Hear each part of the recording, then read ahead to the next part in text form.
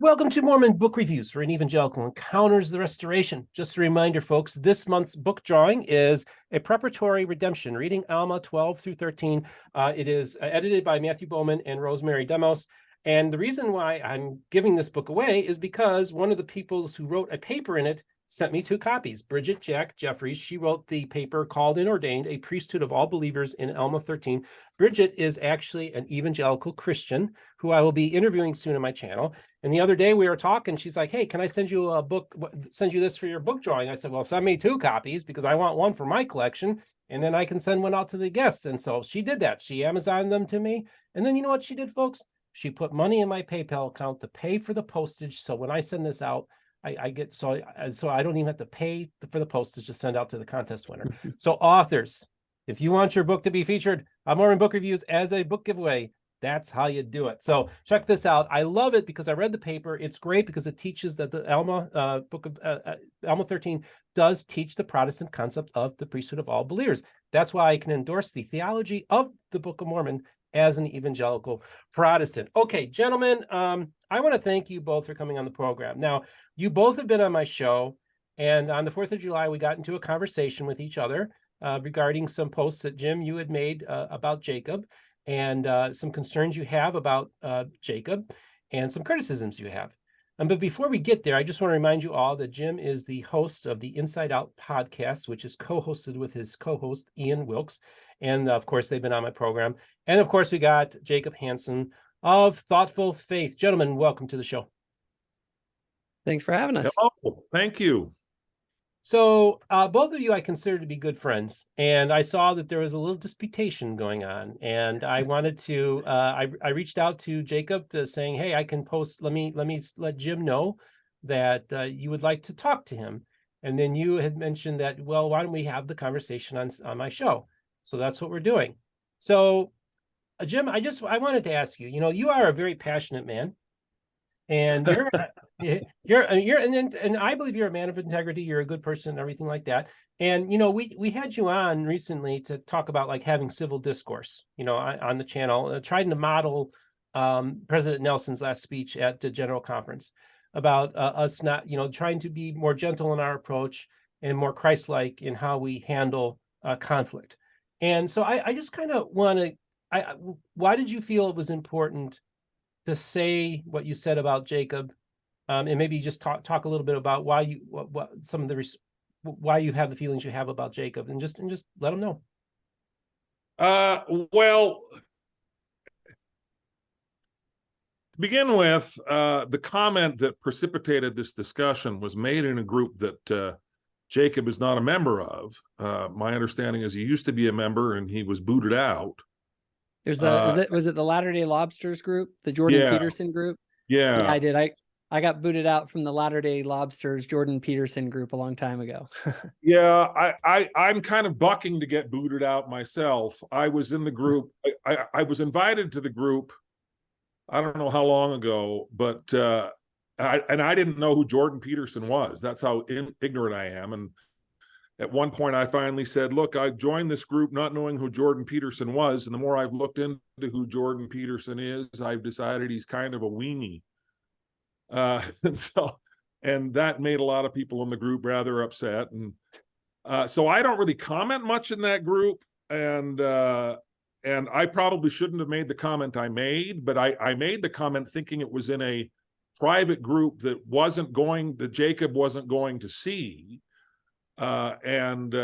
So that's on me, and I shouldn't have done that, and it was an unkind remark. But it got back to you, Jacob, obviously, and you pointed out that I've talked to Bill Reel, but I'm not willing to talk to you, and I realized, no, I'm willing to talk to anybody. The reason I respect that, by the way. That's one of the things I definitely respect about you. Well, that's very kind of you. So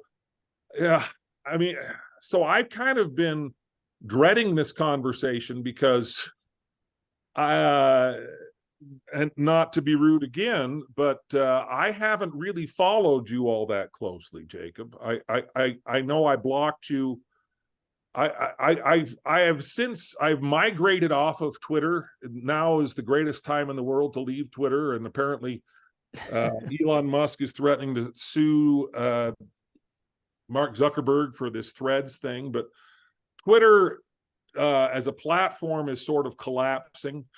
And from my perspective, I am just so frustrated that everything I post on Twitter is picked up by anonymous accounts largely, who then repost it with some really nasty remark. Jim Bennett is, he hates the church. He's not on Christ's team, was one of the most recently. And I just finally went, I really don't like this place.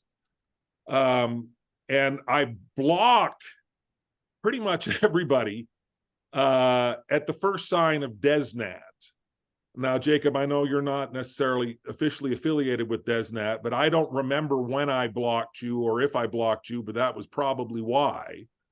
And from my perspective, you have not been one of the people that just sort of hounds me on a daily basis on Twitter, and I've appreciated that. And so I haven't really engaged with you all that much.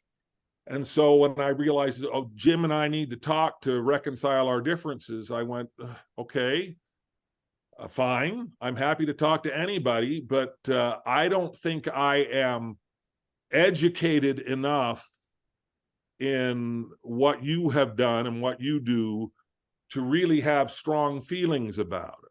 Well, and to be honest, I'm frankly that's totally fine. Like I have seen some of the stuff that you've posted. I've followed some of the stuff that you've done, not again a ton, but I have had critical things to say. I think that and I'm just so everyone knows, in no way affiliated with DesNat. I have an entire article on my blog about why DesNat is beyond the pale for me, and I have issues. But with that said, what I was hoping to do today was to explore some of the differences, because I do think, Jim, as we maybe have this conversation, is that I think you and I represent actually different camps within the active membership of the Latter-day Saints, based on some of the things that you've said, and we can explore maybe some of those things. And I want to do that just real quick, Jacob. I think what the audience is probably saying, well, what did Jim say, and what was the response to? And Jacob, you basically you posted on there that you were going to be starting teaching institute. No, not institute, seminary. Seminary. I'm sorry, teaching seminary. And Jim kind of made a comment in this private group about basically just feeling bad for those kids that they're going to be exposed to you or something along those lines. I used the word poison.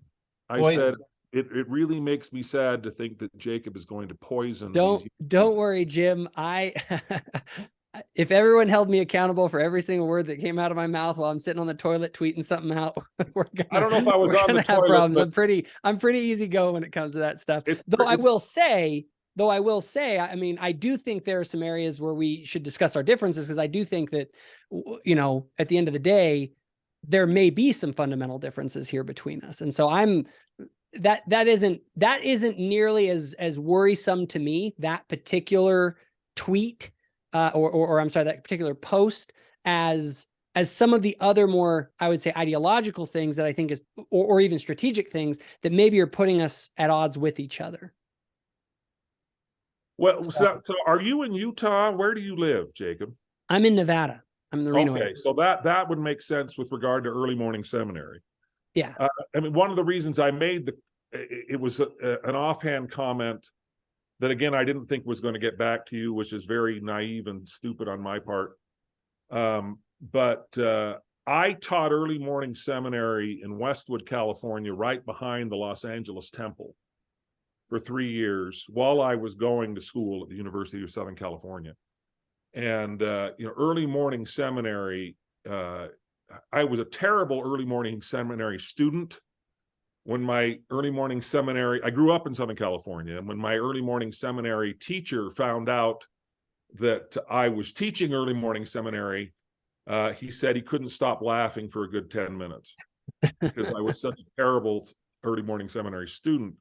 But, I love teaching early morning seminary. I have a lot of emotional sort of attachment to that. And you get early morning is very different, I think, from release time seminary that my kids have gone to here in Utah, because, you know, it's kind of this us against the world sort of thing. And you get very close to these kids. And I've made lifelong friendships. I've got a number of these people that I continue to stay in contact with over the last 30 years. It's been, I think it's been at least 30 years since I taught. So and my remark was based on, and again, it may be, you know, a part of this is that I don't know your stuff well enough to know if I'm representing you accurately. But what I see on Twitter very often are people who have made contempt for the LGBTQ community sort of the centerpiece of their faith. And and to be honest, people who follow me might have that very impression. In fact, and so I actually did want to address some of that in this sense. So I want to, if I can, because I have listened to some of your content, I want to kind of steelman your position and then maybe give you some of my thoughts on it or explore some of that. So is that okay if I kind of steelman here and see if I understand where you're coming from? Sure. Does that work? So, I mean, I feel like one of the things that you have is, well, first of all, I'm a big fan of your CES letter response. That was excellent. I think you've done great work with that. I appreciate your willingness to engage with people. And kind of your current thing is that, you know, we have people in the church that don't fit in, right? Or feel they don't fit in. Gay people, doubters, ex-members. And you kind of feel like there's a lack of tools that we have to help these groups, to minister to these groups, to connect to these groups. And no mechanism for changing or, you know, kind of repenting of past errors in the church that have happened. And then you have, on the other hand, this sort of DesNat group and or maybe what you might consider DesNat adjacent people who are making it harder for those people to feel welcomed and included in the church. And you are very much against the people that are making it harder for those groups to feel welcome and included in the church. Is that kind of a fair summation of the way that you feel about these issues? Yeah, more or less. And I think so. It's funny because I myself, and I don't speak for any group, I speak for myself. Yes, I divide everything up into what I call private ministry and public advocacy, right? In a lot of people who know me personally actually are shocked at how not opinionated I am with them, how much grace I extend. And they kind of are surprised when they get to know what I call my public advocacy, because public advocacy is something very different from private ministry as I see it. In public advocacy, when I'm engaging in the public square, we're trying to sort out ideas, what's true and what's false.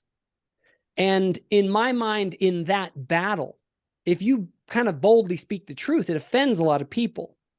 Like if you say that gay marriage is sinful inherently, publicly, that's going to get you a lot of scorn, for instance. Now, this is where I, wonder with a lot of people, and I don't know in your case, but I have to ask, do we have an actual disagreement, or is this just a matter of strategy? For instance, on the subject of gay marriage, like, do you hold that gay marriage is inherently sinful?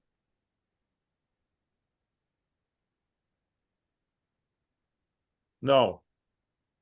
See, and at that point, I feel like now I understand you better.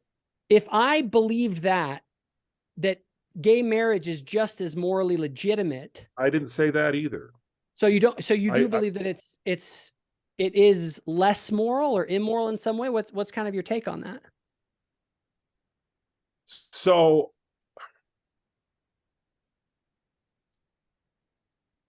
I'm very guarded about what I'm willing to say about it, for a very specific reason. I know what the boundaries of the church are. I know what the boundaries of my covenants are. And if I want to stay a faithful, active member of the church, I can't cross those boundaries. And so I'm not willing to do it. When I've been confronted, for instance, by John DeLynn or by Bill Reel, who say, do you think that we should have gay ceilings in the temple? I've refused to answer the question, because the minute I say yes, if that's what I actually believe, is the minute I step outside of those boundaries. I know that that's not that the church has a boundary there, and I'm not willing to cross it.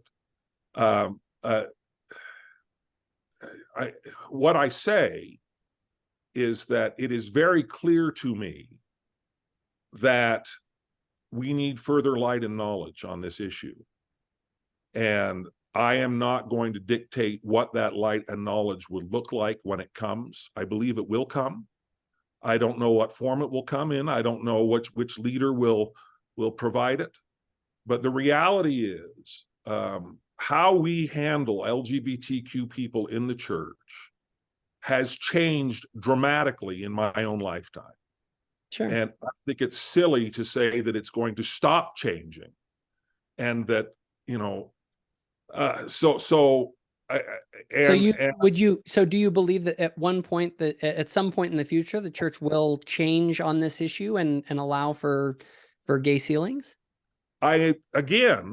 Specifically, I don't know what that light and knowledge will look like. I do know the church will continue to change, as it has changed dramatically and drastically over a relatively short period of time, in terms of what we teach and what we believe about LGBTQ people and their status. So, and this is where I guess, and I honestly think, Jim, and right now, I don't think it's anyone who's paying attention. The LGBT issues is the number one issue dividing the members of the church right now. Okay, it is.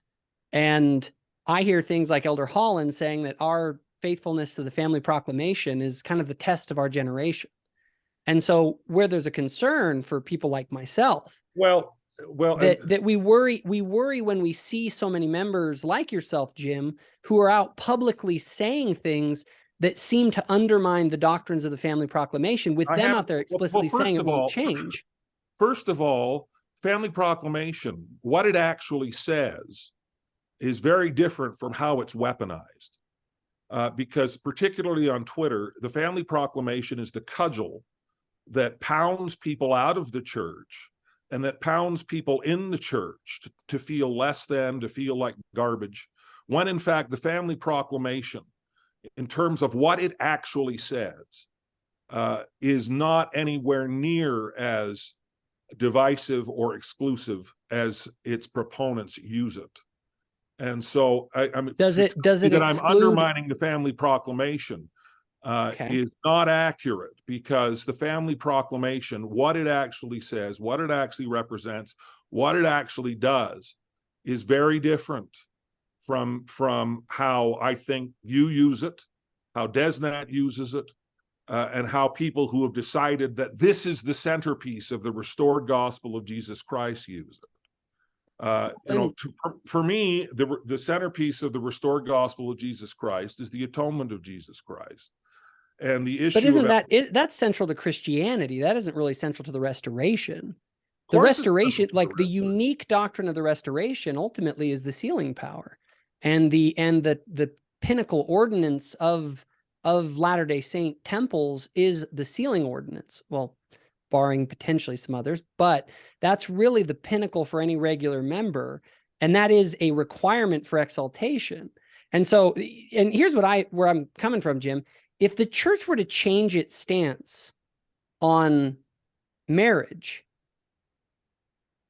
I would lose all trust in the brethren, because they would totally contradict the things that were taught, not only by our living apostles for the past, since the dawn of the restoration, but the unique doctrines of the restoration, and meaning the sealings and the necessary male-female union and all of that.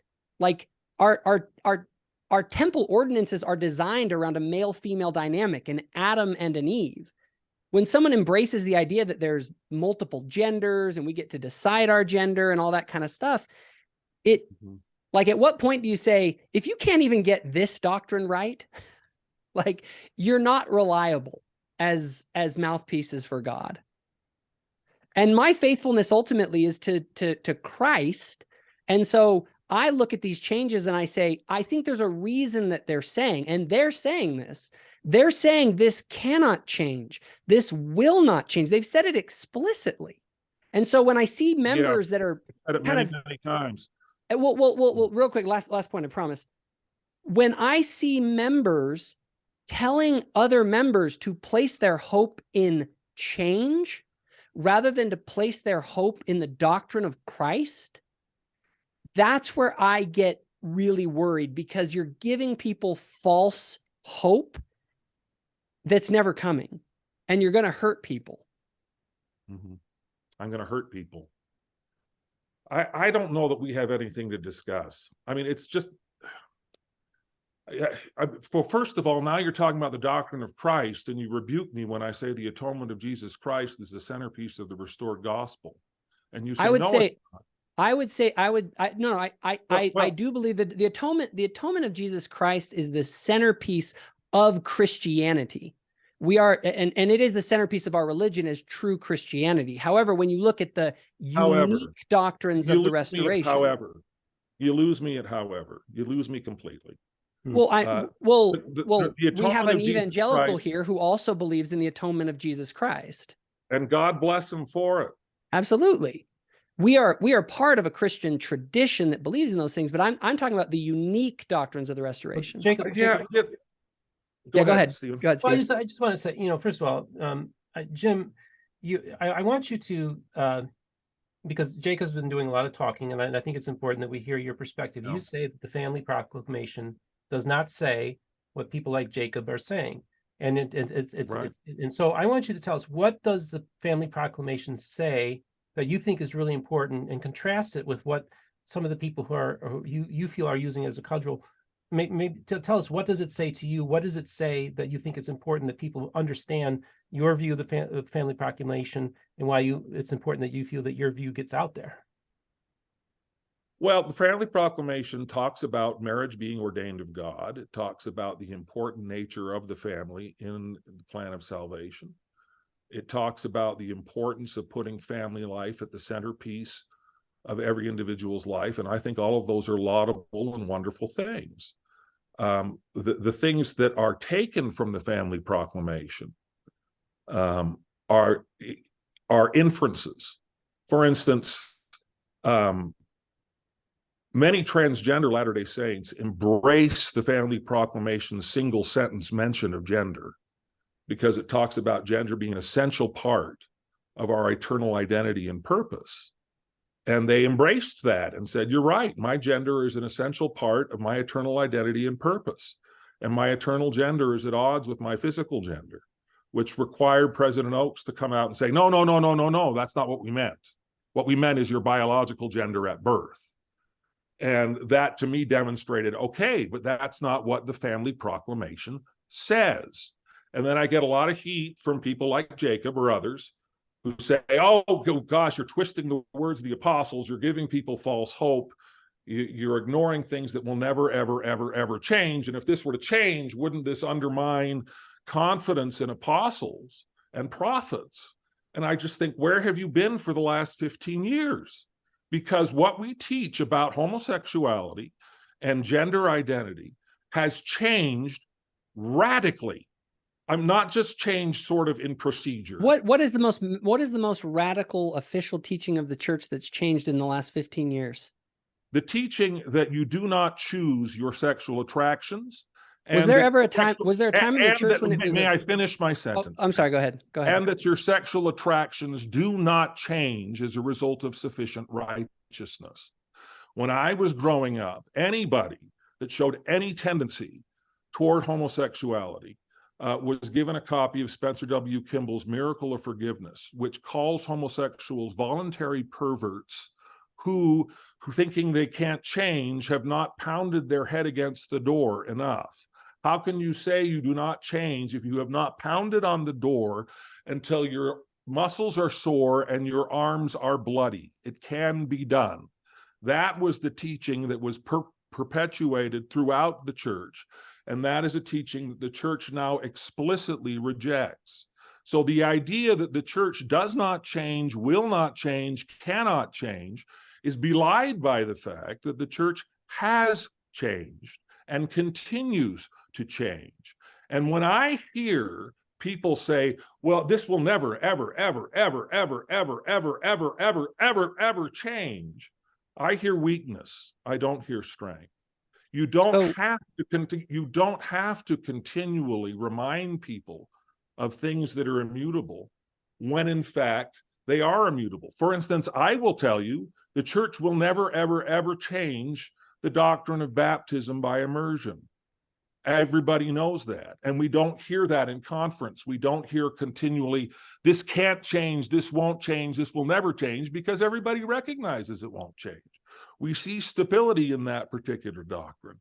When I see the doctrine of what we teach about gender identity and sexual orientation, I see massive amounts of change over time, over a very short period of time, relatively speaking.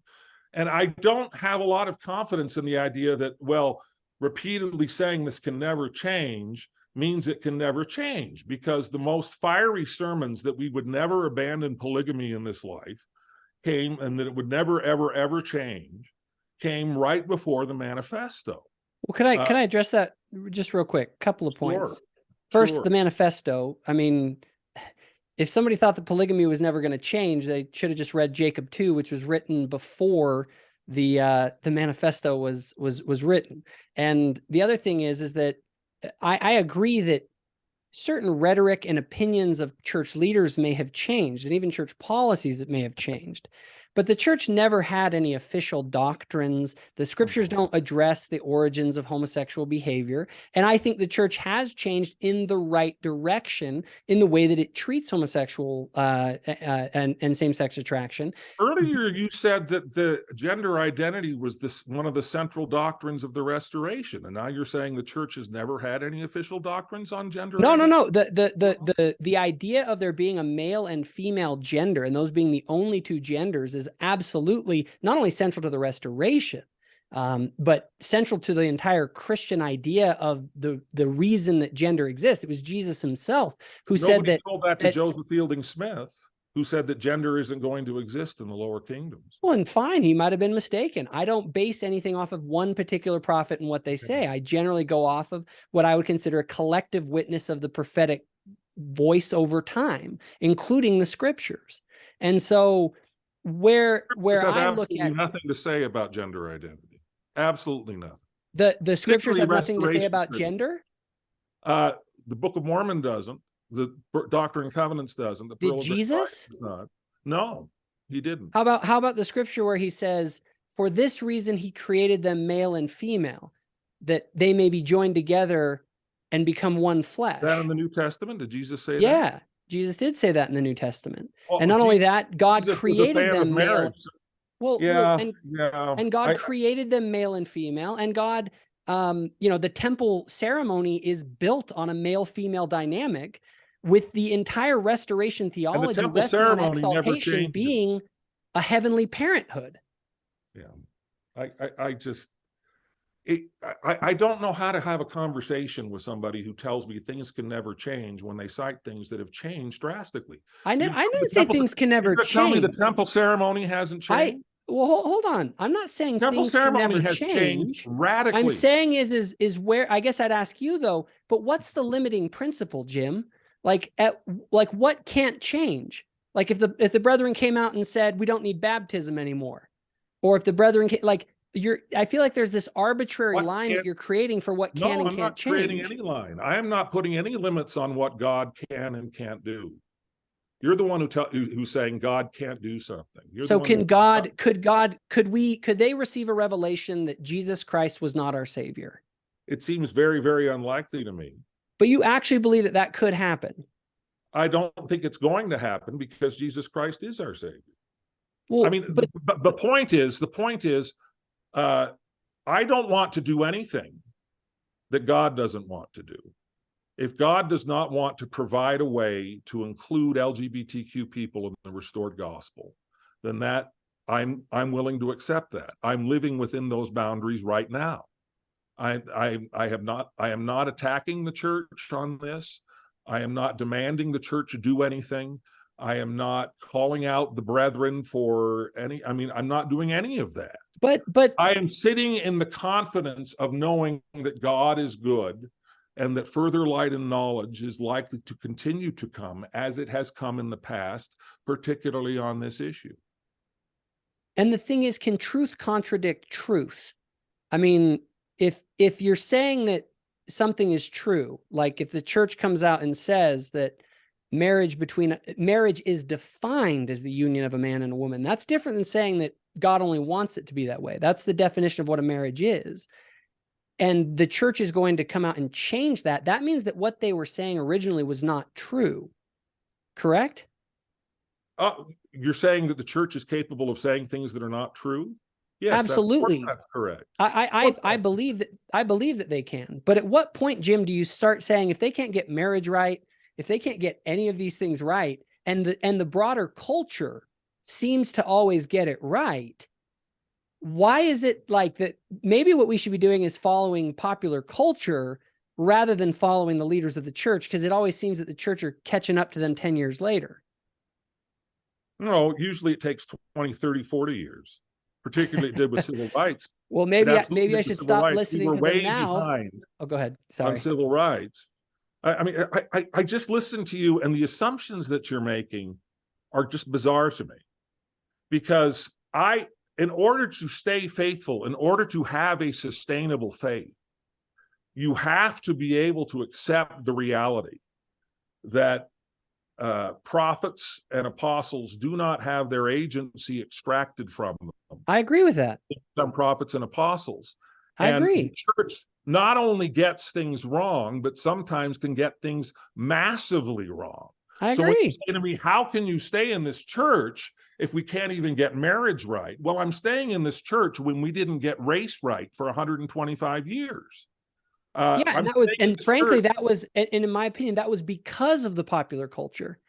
It was Brigham Young going along with the popular culture of his day that led to the priesthood ban, in my opinion. Right. And so the church got something wrong for 125 years. So how can you stay in you're this right, church, but the church was Hanson, the church knowing was that this church can do something that wrong? And my answer to your question is the reality that that's what mortality is. Mortality is the experience of getting things wrong and learning from your mistakes. And the church does that institutionally just as well as we do that individually.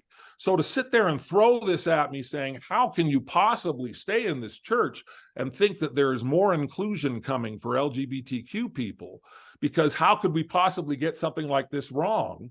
It's like, well, did you not notice when Brigham Young said that interracial couples should be put to death on the spot, and that was the law of God that would always be so? I mean, what Jim, did the scriptures support Brigham Young with what he was saying? No. So does the scripture support, what do the scriptures say about LGBT stuff? Nothing. Nothing? The scriptures don't talk about homosexual behavior and gay sex? They certainly don't in the Book of Mormon. They certainly don't in the Doctrine and Covenants, and they certainly don't in the Pearl of Great Price, completely absent. So then you're left with Levitical law.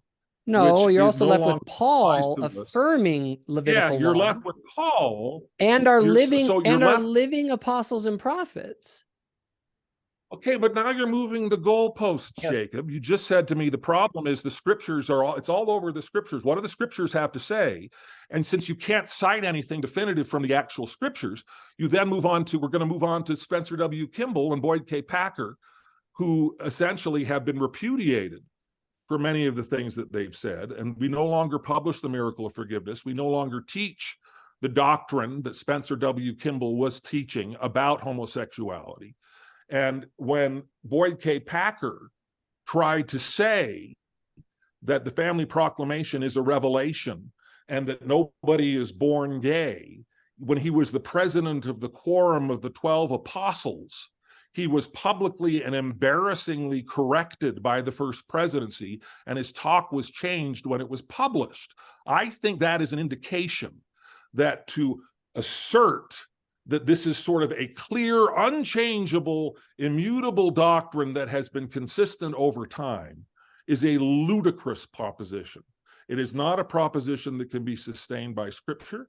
It is not a proposition that could be sustained by appeals to living prophets.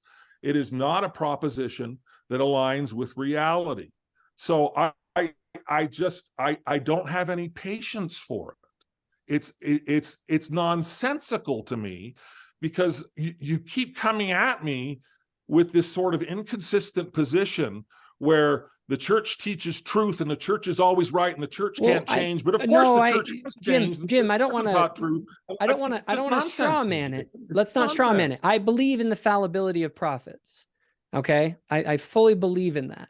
But I do believe that at some point, two things. One, at some point, if they're so fallible that they make so many mistakes, eventually they become unreliable. I believe prophets are fallible, so this is the line but they're for still you reliable. where they would become too reliable if they become inclusive to LGBTQ people. Why wasn't civil rights the line for you then? Because the scriptures never supported their stance on blacks. The scriptures, good heavens. So the scriptures are pretty clear on accept the New Testament as authoritative scripture.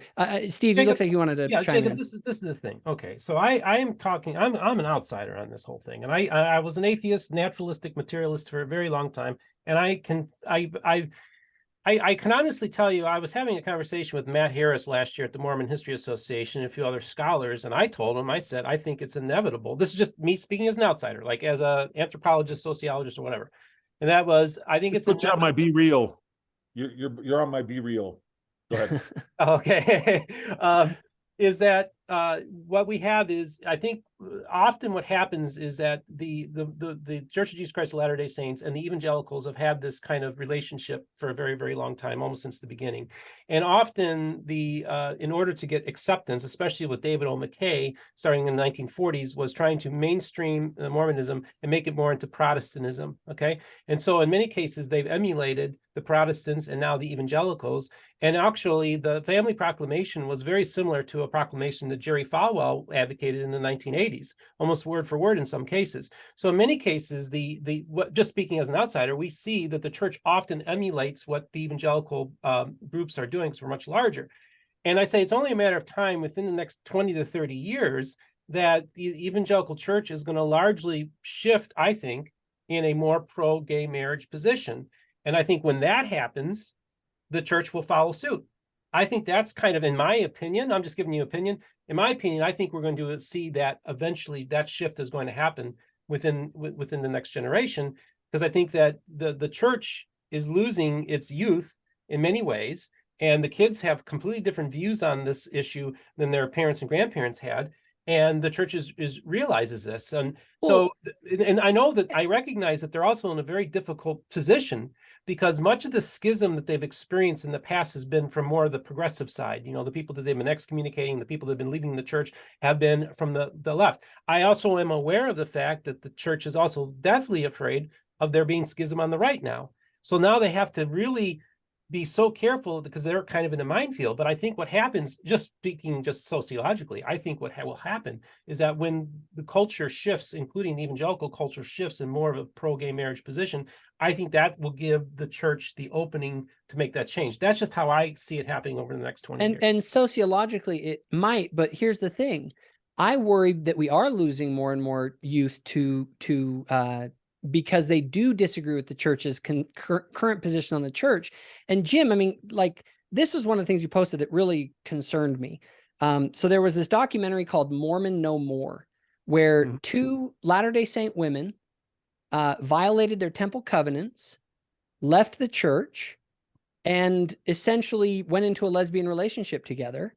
And Jana Reese posts a review saying that this was a celebration, not just of individual people finding the freedom to be themselves, but of the deep and eternal love of family. And then Jim basically endorsed that review, saying this tracks with what I myself am feeling after watching this. And Jim, I couldn't help but wonder, like, What did I say? I mean, you've gone and looked it up. What did I say? You said, I've only seen the first episode, but so far my reaction tracks with this review. Thanks, Jana Reese. And I just couldn't help but see when you post something like that, my question was, is it acceptable to break covenants with God to be your authentic sexual self? No, it's not. But that's not what I'm saying. That's not what my reaction was, and that's not the way I'm looking at it. The thing that I liked about Mormon No More was that it was a holistic examination of the kinds of tensions that Latter-day Saint families are dealing with on a regular basis. Because it's not okay to break temple covenants, but people find themselves in marriages with people who no longer honor their covenants. Mixed faith marriages are a huge, huge thing, and even beyond homosexuality or anything else like that. They have children who leave the church, and so many people sort of react to that with what I call the Korihor template, that we don't have any other template to deal with somebody who leaves the church other than to treat them like an antichrist, to treat them. I mean, you're speaking of these two women solely in terms of the violation of their temple covenants. There's nothing else in their life that is worthy of note. There's nothing else in their experience that we should be paying any attention to. We should just simply judge them as apostate heretics, evil, and I wouldn't and the reason why I loved that series was that it gave a voice to people on every side of the issue, and it did so in a respectful way, particularly of Latter-day Saints. The parents of these women stayed in the church and continued to honor their covenants and continued to love their children. And so the thing that I loved about that series was that it was not the way Under the Banner of Heaven was, which was a direct assault on the church to just say this church is pure evil and wicked and terrible. It was, hey, let's look at the experience of people who are on the outside of the church, who are on the margins of the church, and who still continue to fully embrace the church. How do these people live together in community and love? And I thought that was absolutely wonderful, a celebration of that experience. So I think that's an entirely appropriate thing to look at.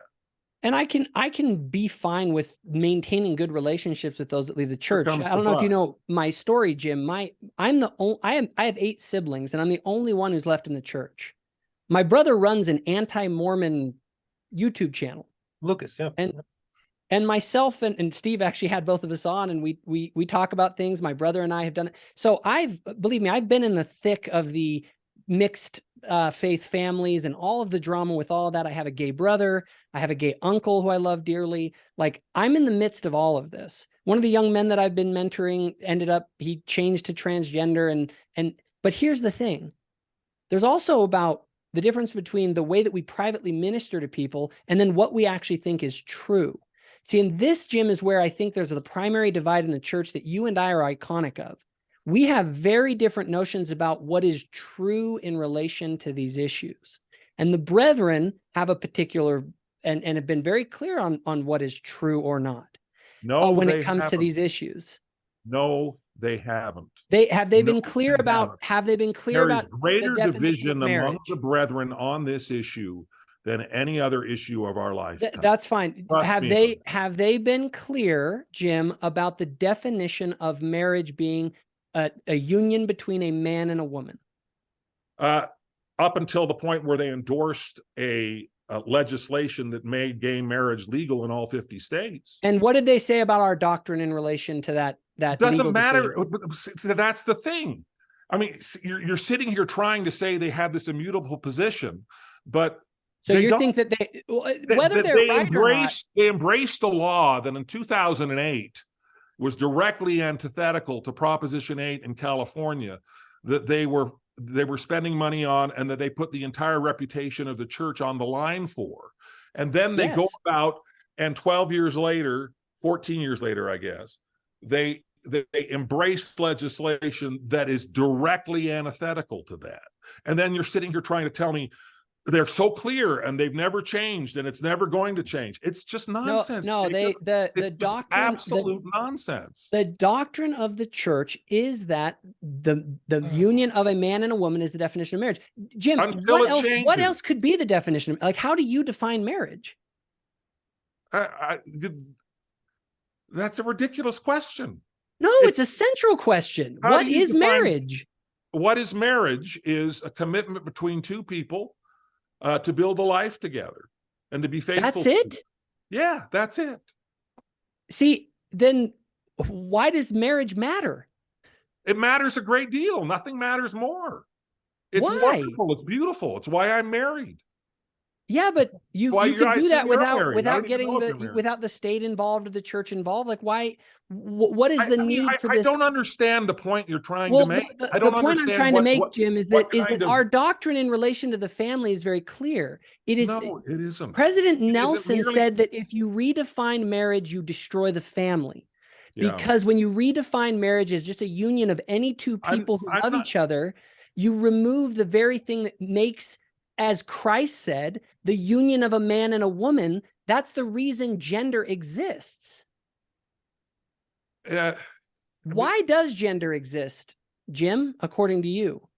I didn't sign up for the third degree here, Jacob. You clearly disagree with me. I clearly disagree. Well, I don't understand you. And I don't appreciate being cross-examined. I'm not going to cross-examine you. I am very comfortable with my position. I'm very comfortable that my position is in line with the doctrine of Jesus Christ. You throw the word doctrine around, I'll clarify what I mean by doctrine. I just mean by the generally accepted teachings of the authoritative figures of the church. Yeah, I think is a fair definition. That's how I would define doctrine too, except for you're defining it in a way where you say it absolutely can't change, and I can cite for you. No, I think it can. I think it can. Where it's changing. I do believe that doctrine can change. I don't believe that any doctrine can change. Okay, well, just real quick. First of all, Jacob, to get Go ahead.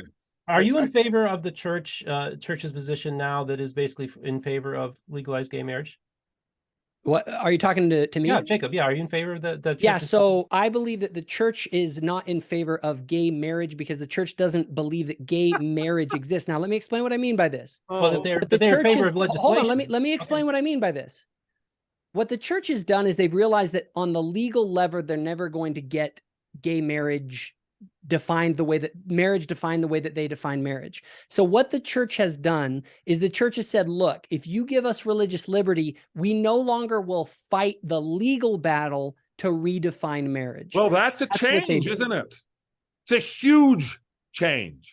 That's a change. Yeah, and it's a smart change. Yeah, I agree with the change. So if they can change on this, how can we rely on them on They haven't changed. The doctrine of the church did not change. The church's position towards the legality.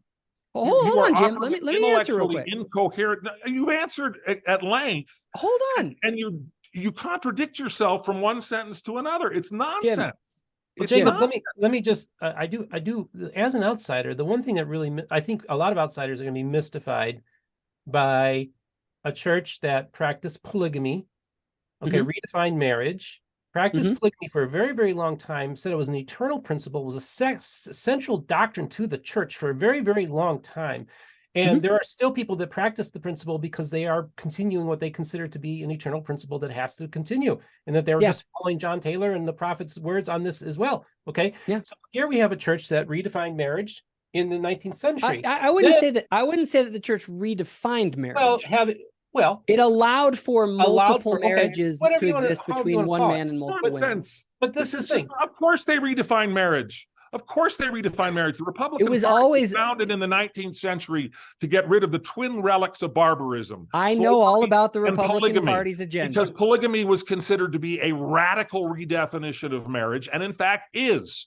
the kind Actually, of marriage. polygamy is found in the Bible, Oh, and the Book of gosh. Mormon specifically authorizes its temporary usage at times. Gosh. These are standard positions Okay. of the church. Now, I agree. I would Exhausting. This agree is- that those who have the idea that it's an eternal principle, that's a mistake. Go read Jacob 2. It's very read clear in Doctrine Jacob and 2, Covenants, section monogamy 132, is the it says norm, and that eternal at Don't listen to times, Brigham Young talk about how nobody gets into heaven. I know he was wrong. Okay, this Yeah, is the see, thing. This is Jacob. why your position is incoherent, Jacob. No, it It's isn't. nonsense. Well- You sit here talking about these eternal principles that can never change, and then I show you scriptures that say they're eternal principles, and you say, "Oh, those scriptures are wrong." And I show you Brigham Young, a prophet, saying it's eternal. Oh, well, Brigham Young was wrong. I mean, Are you familiar with my collective witness model?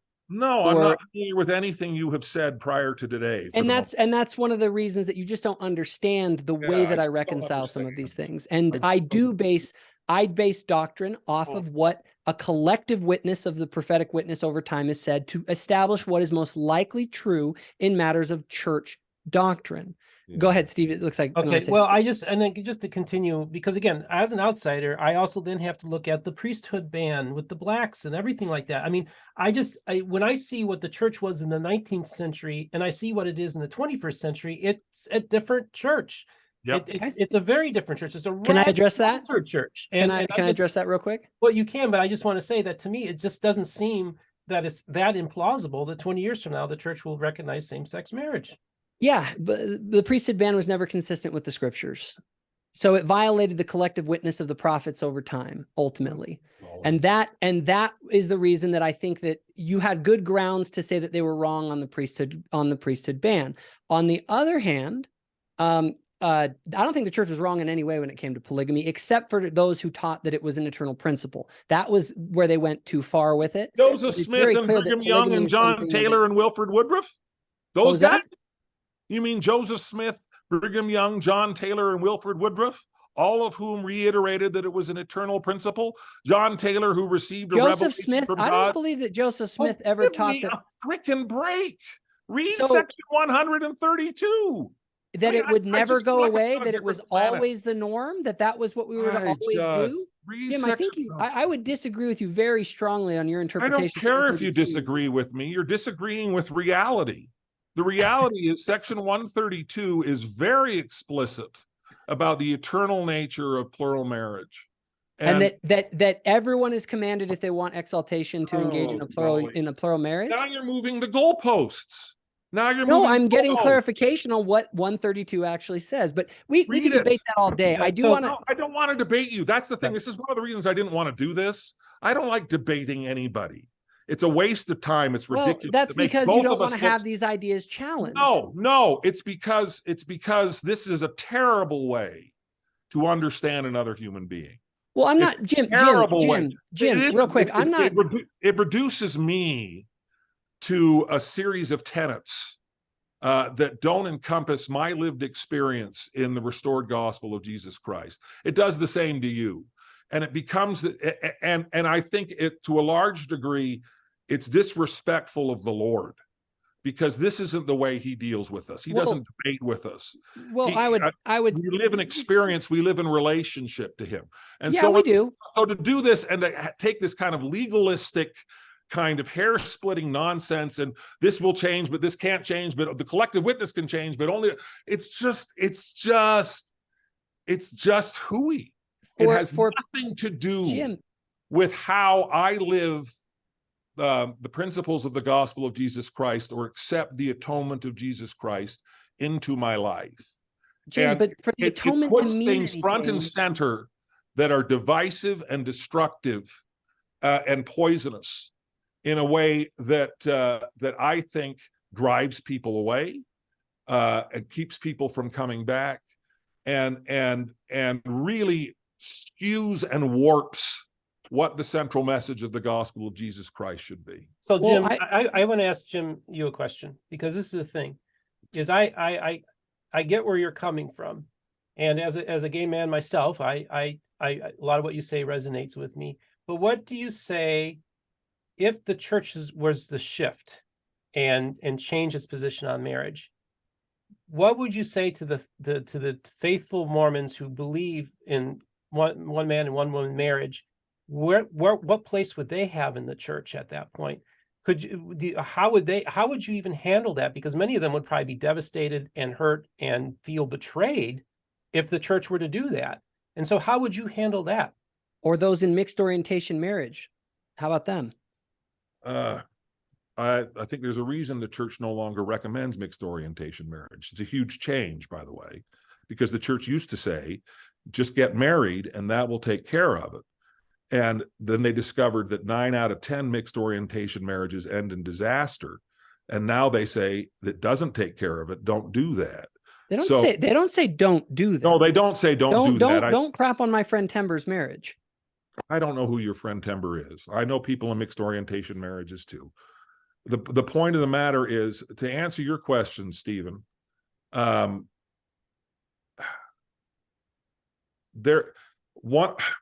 want to back up and give just a little bit of context. One of the arguments against gay marriage that was propounded by the church and in the Proposition 8 debate and other kinds of things is this idea that gay marriage destroys the sanctity of traditional marriage, that it undermines traditional marriage. And I think one of the reasons why you're seeing so many people who have lost confidence in the church is because that is a demonstrably false argument. My marriage has survived the legalization of gay marriage without incident. It hasn't harmed my marriage. It hasn't undermined my marriage. It hasn't. How about marriage rates? How about marriage rates? I mean, don't move the goalposts when I'm talking. No, it's a very important conversation because we've totally redefined what family is. So let Jim finish. So the point being, so what do I tell people who would be devastated if the church were to actually change, is what I'm telling people now, which is that if you have a church that, if your faith is contingent on the idea of an infallible church that cannot change, you are a faith crisis waiting to happen. I agree. And I think probably the most destructive false doctrine that is taught in the church today is the false doctrine of prophetic and apostolic infallibility, because it destroys faith. And that's where you get Jeremy Runnels's, is that they start going down the rabbit hole and they start looking at all of these issues. And suddenly they see, hey, prophets have made all kinds of mistakes because they're human beings who have agency. And so why follow them? All right. Well, I'm sorry to hear you're leaving the church, Jacob, but no, my answer to that is because I still think they're very reliable on the things that ultimately matter. I do, guys. The doctrines of the Restoration. I do want swig. Can you guys get me a Diet Coke thing? My sons came down. I'm supposed to. They're going to get swig. Here. Let me just hit one quick point that I really wanted to make here, Jim. I think truth matters. We represent two different camps within the church today, and the thing is that unless we confront what's actually true and what isn't true, and we just avoid this conversation about the reality of these things, and hash it out. Like, I want to invite you. I'd love to do a debate with you about what's true on this matter. A formal debate. I don't think I just spent 5 minutes telling you I think debates. Well, and I'm not. All right. Well, I'm not. Here's the thing. I don't think I'm going to convince you, Jim. I don't think I'm going to convince you. But the thing is, there are people watching right now. And ultimately, we're engaging online in a form of public advocacy. And the question is, what are we advocating for? And I worry when I see members of the church who are obviously bothered by the church's position on these issues and our definition of marriage, going on and essentially commiserating with people that are enemies of the church, who, instead of defending the faith, they go on and find common ground with folks like John Dehlin or Bill Reel. Now, I do know that you with John Dehlin in your CES letter, I think you did a great job. You defended the church there. But so often we go on and we basically whine with ex-members who don't like the church. It's like, would you go out into public and talk about all the problems you have with your wife? Or would you go in and talk to your wife about those problems? Well, the thing, Jacob, is that I tell people Sandra Tanner and John DeLynn are Mormons. They are culturally Mormon. They are part of the conversation. And I don't like Mormons. I'm concerned about Latter-day Saints. Well, no, well, I'm just saying though that they are part of the conversation that's happening with Latter-day Saints. So when you say something like commiserating, I think that, look, this is a broader conversation that's happening, and I don't necessarily. I think I am a little concerned about having too strong of an us versus them mentality when it comes to this, because Amen. I do think that, like, my channel, I try to be neutral, and I also look at everybody as being fellow image bearers. And so I try to respect them on that level and where they're coming from. And so if Jim, I feel in his heart of hearts, he is doing his part to defend your church because he loves your church. And he wants, and he goes on Mormon stories. But if he's not defending the doctrine of the family, then he's not defending the church. In fact, he's commiserating with those who agree with him that the doctrine of the family needs to be altered. And that's where I have a concern, and that's where a lot of us have concerns. And so the problem is, I look at it and I can just see the agenda. The agenda is that we want to try and alter what the church does, but they're not like Jim. Obviously, he knows the boundaries, so he's not going to come out and explicitly say that. No, but it's my secret agenda. And I'm plotting with John DeLynn and Bill Reel. I mean, I'm not saying it's something like that. I'm saying that it's just what it is that Jacob, sit down and shut up. Behavior manifests what your intentions are. No, because you've sat here now for the last few minutes and said, I go and I commiserate, and I am conspiring essentially with the enemies of the church to try to bring it down from the inside and to try to change it from the inside. And I am doing something that is deeply destructive and painful. Let me give you some straight talk here. I don't think anybody is more destructive to people's testimonies than people like you and people like Desnat and people who take this sort of absolutely, I speak this pure truth and pure doctrine. I don't say that. That's a straw man. Damn, that's just what you said. No, it is not. What planet what I'm saying is that the brethren have taught something. I'm just affirming what the brethren teach. Sit down and shut up. I'm not done. Okay. Here's the deal, dude. The people who leave the church, the people who are offended, are the people who suddenly have doubts, and then they bump into people like you who say to them, well, then leave. Because you're full of crap. When I had a huge problem in 2015 with the doctrine of exclusion, the policy of exclusion, and I said so publicly, I was astonished that the first reaction of just about everybody in the church to me was, we don't want you here in this church anymore. Get lost. Leave. You're not defending the doctrine. You're not defending the family. You are terrible. We want you gone. I don't think there's anybody who wants a smaller. I would not have said that to you. Just than Desnat does. You haven't said that to me, but the point of view that you're sitting here and you're sitting how concerned you are with my commiseration with the enemies of the church, when what I am doing is recognizing the reality that we no longer have a choice but to engage rather than walk away. But there's a difference between engaging like I have. No choice but to engage with, as Stephen says, these are people who are part of the conversation. Well, real quick. We have spent most of the restoration demonizing them, whoring them, and telling them that we won't talk to you, we won't engage with you. And then when I say, no, I am going to engage with you, I get Hansen tell me I'm commiserating. Have you seen, did you know that I've engaged with Bill Reel?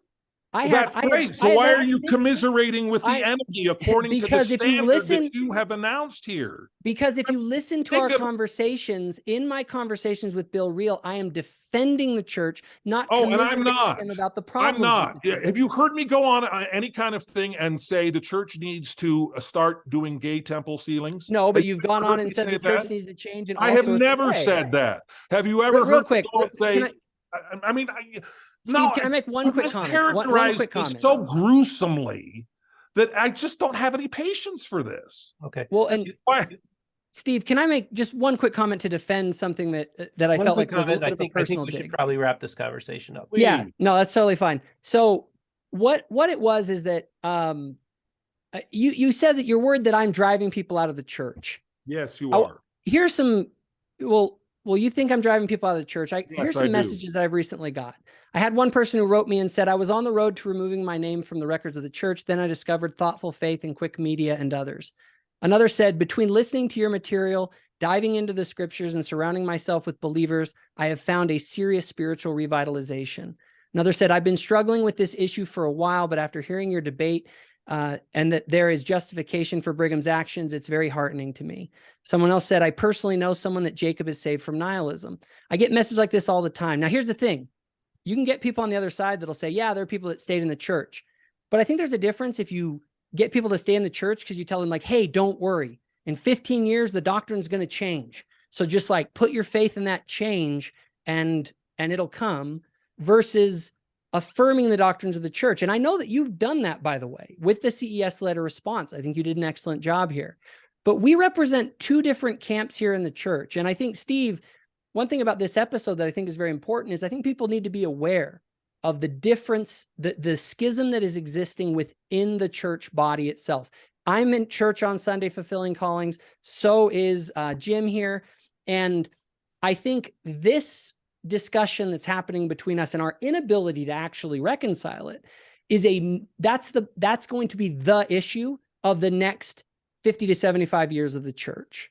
And I actually am happy that Jim came on to sort of engage with me on it, because I think that it is something that needs to be addressed and needs to be fleshed out so that we can figure out where we stand as a church and as a people.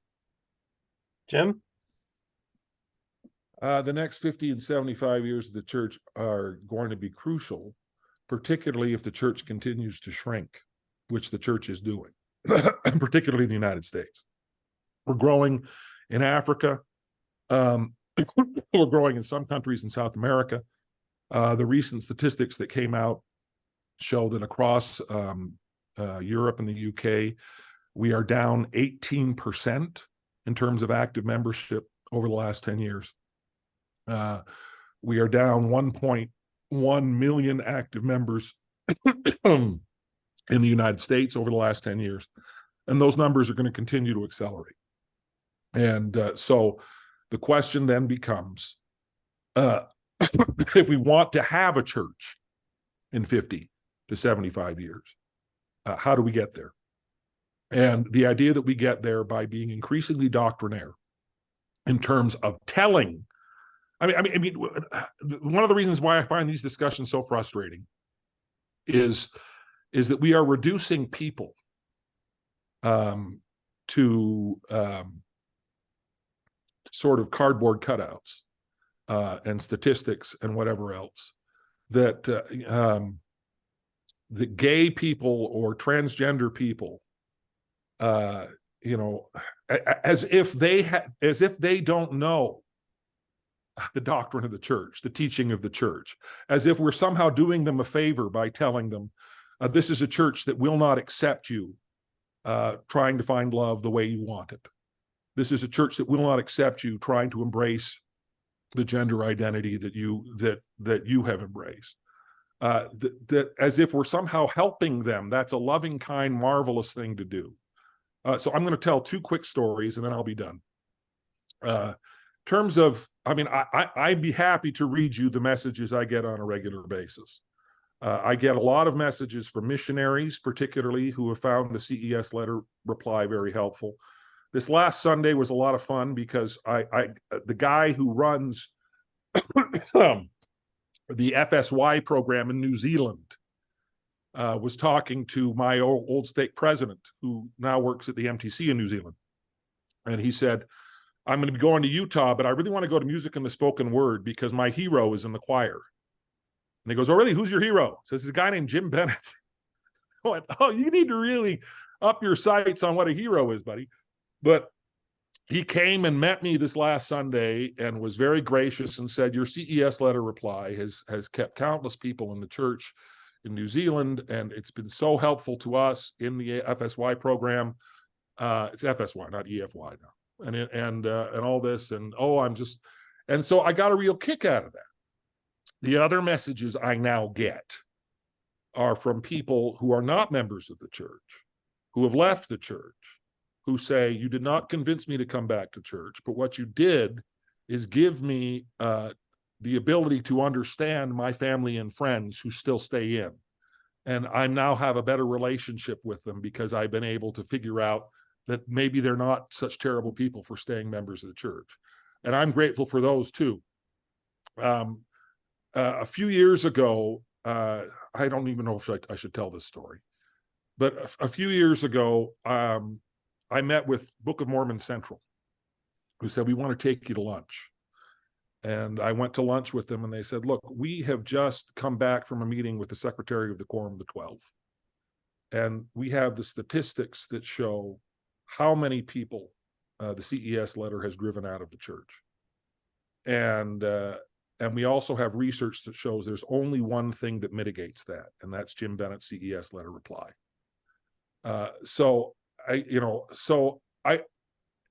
To be told that I'm commiserating with the enemy, that you're concerned that I'm talking to people outside the church, that I'm doing all of these kinds of things, it's infuriating, it's exasperating, because I have devoted my life to trying to make sure that we still have a church in 50 to 75 years, that we continue to engage people. And this is the last story I want to tell. When I went to the University of Southern California and I taught early morning seminary, I lived in Bel Air, California with my aunt and uncle, Howard and Medine Anderson. Howard Anderson at the time was the president of the Los Angeles stake. So I was living with my stake president, as it were. And he decided he saw so much alienation among the gay members of the church. I mean, the LGBTQ acronym didn't exist back then. This is 30 plus years ago.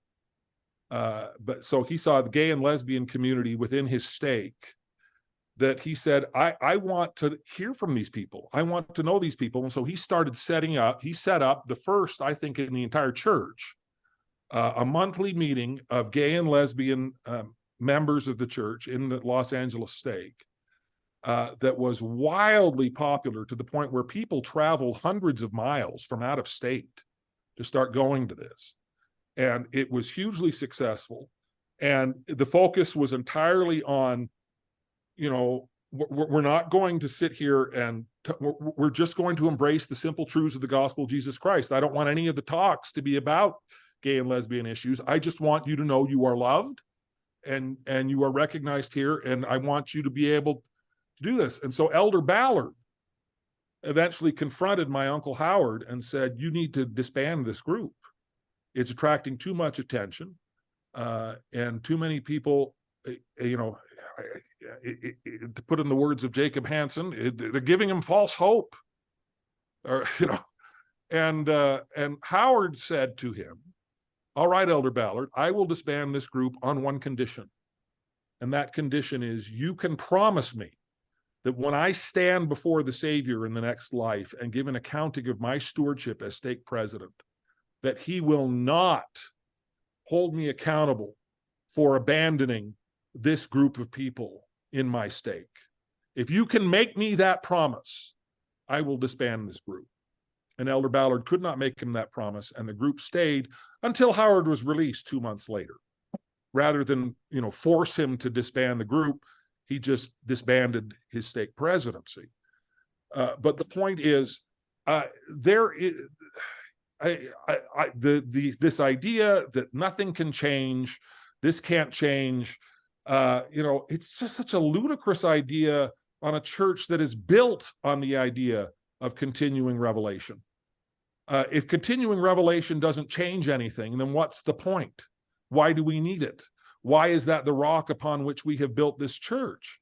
It's just nonsense to me to think, and the continued sort of, this can never, ever, ever change.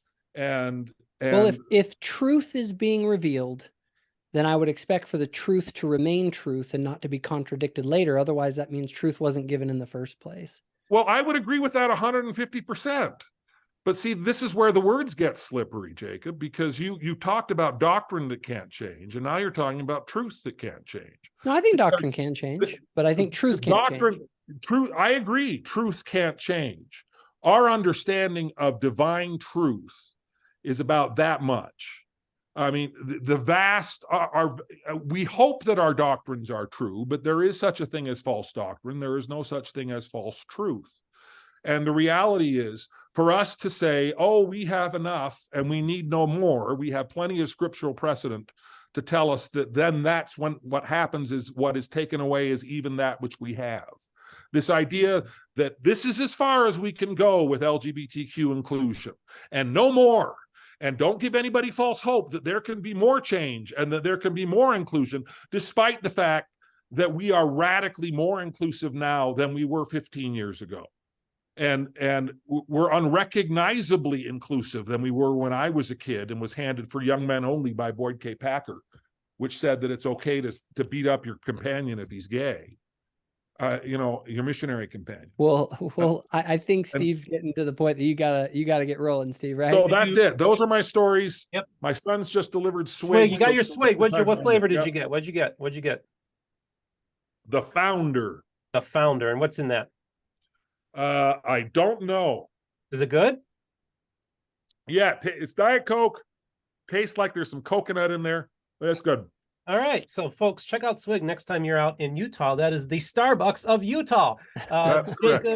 Jacob and Jim Bennett, we had a contentious conversation today, but I think that it's important that people see and hear these conversations as well to talk about the issues that are happening in your church this very day and similar conversations that are happening every day. And I'm sorry it was contentious, and it's my fault that it was contentious. You know what, Jim? I recognize that, and and there's a lot of personal feelings wrapped up in this on all sides. I'm sure. So it's hard to do. Look, I told you guys are both bomb throwers. You guys are who you are. You and I respect each one of you for who you are and what you're doing. I understand why you both would have concerns about each other as well. And that's the thing. But I also just reminded that I love both of you because you're both fellow image bearers. And I think it's important to keep that at the center of the conversation. Folks, what did you think of the conversation we had today? I know it was a little, we went at it a little bit. They went at it. But I hope that maybe you got something out of this. And if you did, leave the comments in the description. Jim and Jacob, thanks for joining me today. Thank you very much, Steve. And don't forget, there will be links in the description for those of you who'd like to financially support the channel, as well as our merch store, MormonBookReviews.com. But remember, this is the most important thing, folks, is this. Remember, all the voices of the restoration will be heard here on Mormon Book Reviews.